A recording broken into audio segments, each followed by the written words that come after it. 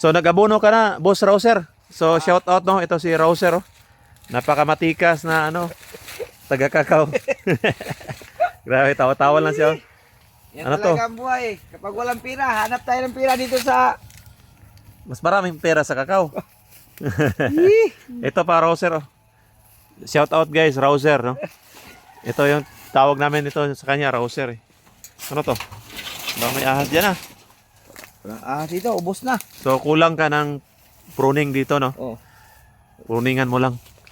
Pag may mga bunga na, may nagtatanong eh, ano daw ang klaseng pruning? Yung mga ano lang, sprout, ganyan no. Lilinisan mo lang siya. Sa taas, wag mo nang kunan. Yung mga tawag sa Bisaya ito, mga salingsing na lang kukunin. Oh, mga sprout. Sprout dito sa baba, mga ganito, pwede rin siyang kunin. Ito mga bulok oh. O yan, pwede itong tanggalin. Para panibago. Di ba? Ito kasi mahirap pag wala kang heavy pruning sa Mayo at saka June. Kaya ganon yung kakao, no? Sobrang taas. Hindi na siya wala nang control ba sa sanga niya.